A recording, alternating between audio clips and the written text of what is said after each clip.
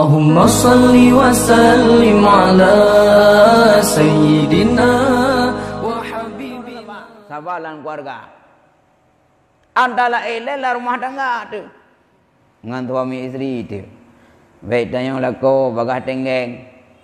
Ibu rumah bagah tenggeng. 3 ketunak lako 8 ke belah. 8 ke ketunak 18 ke belah. Dia buat karunan. Nak piu-piu. Ya. Man gebuh contoh.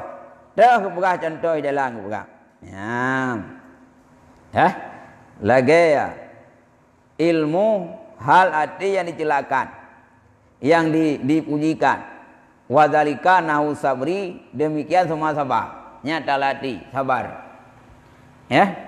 Nyan buta doa. Nyan atas yang nalamatitnya wajib buat. Tapi buat deh. Dah contoh sifat yang terpuji yang wajib ubud sabar. Mula sabar dia. Sabarnya sampai duduk latih. Tidur legok, tidur legok sabar kerot. Ya. Waktu nak persoalan tanya kadang-kadang pudih kehidupan. Kadang-kadang sempit ekonomi itu, suami hanapai. Tanya rumah kadang-kadang tak tupah kena tak tupah pedih. Letak persoalan yang tak hadapi tak sabar.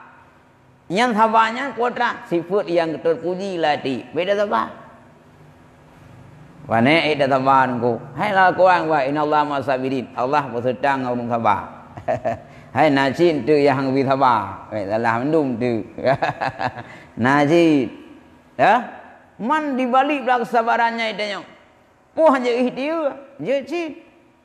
Mungkin kena kendali tanya je tak mubat. Karena para sahabat Nabi nak mubah je mo. Maka tanya nak buat dan bukan Nabi menancit nak punya mubah cit. Lehnya keberah Al-Quran. Wa nunazzilu minal Qur'ani ma huwa syifa. Kamu putra Al-Quran je kubat. Kita ke wakul jah. Ya, baik tanya putra ke wakul jah. Ya. Hai bukan gerau oleh Allah. Kamu putun Al-Quran minal Qurannya mendung. Bina Al-Quran dari laib luhjuhnya. Serta pula mandung mahwa sifat. Dianya itu je kubat. Termasuk Al-Quran wa kulja. Yang kubat cit. Wadai kena ubat. Ubat penyakit. Wadai kena penyakit. Pukul penyakit luar. Tak pun penyakit lahir. Mereka yang tidak pun ubat. Saya kata. Ya tak mau jadi dengan ayat. Nya saya kata memang. Dia kata nyok-nyok. Baru jak buat kurai. Nya Abu Rajah tega. Ngampun raja ngan doa ngayat. Ya, ngayat raja. Anjir raja yang lain. Yang yakin ditanya ke ayat yang ke penyakit betin. Ada pun penyakit lain yakin tu. Ya, maka tanya lam hal sabangkan makna otak sakit, tak sabar-sabar hana puban. Ya benar. Dah contoh sabar, sabar dalam keluarga. Antara eleh rumah tangga tu. Dengan suami isteri itu. Baik tanya lako bagah tenggeng. Ibu rumah bagah tenggeng. 3 ketunak lako 8 ke belah. 8 ke ketunak 18 ke belah. Dia buat karunan. Nak piu-piu. Ya. Dia banyak sabar.